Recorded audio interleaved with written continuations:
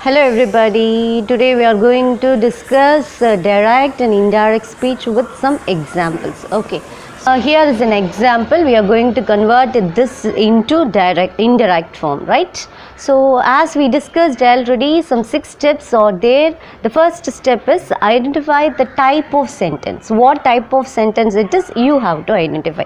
So the first step is identifying the type of sentence.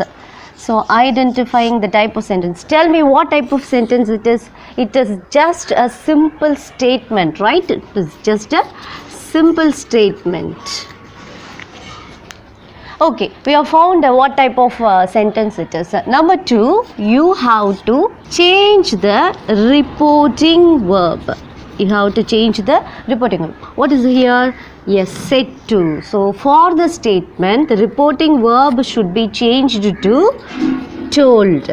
Okay, so the said to should be changed to told. Speaker, Rishi. Listener, his mom. And what's our next step? You have to replace this comma quotation with the conjunctions, that is the linkers, right? You have to replace with linkers. For the statements, what type of linker you have to use? Yes, that is that. So replace this comma quotation with the linker that. So next step is pronoun change.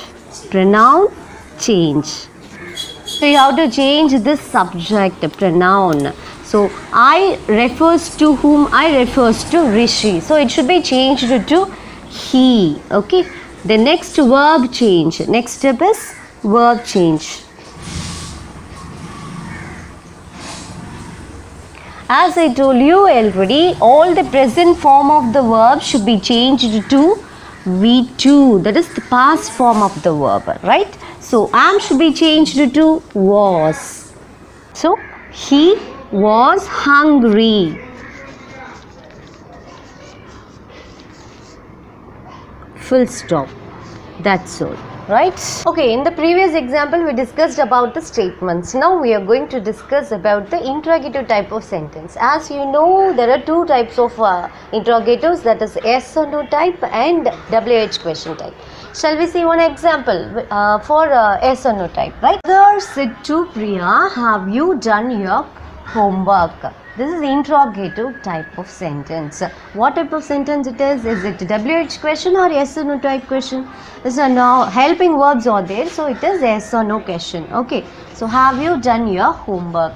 So likewise, the previous examples, how we have seen the same method and the same steps we have to follow. This also to convert to indirect form. As usual, first step is identifying the type of sentence. You identified this is the type of question type, right? Question type.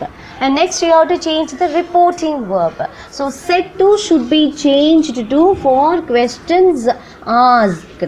So said to should be changed to asked. Okay. So her mother speaker should be there. The listener Priya. And next step is what? Comma, double quotation should be replaced with the conjunctions, with the linkers. As you know, for question, particularly for yes or no type questions, you have to use if or whether. Okay. So her mother asked Priya if. Next, have you done your homework? This is the question sentence. So, but you have to change in the indirect form to normal statement, like normal statement. So the subject should come first. Okay, so the pronoun you, next step is what? Pronoun change. So the pronoun you should be changed to it refers to whom? Priya. Okay, so you should be changed to she. Then the helping verb.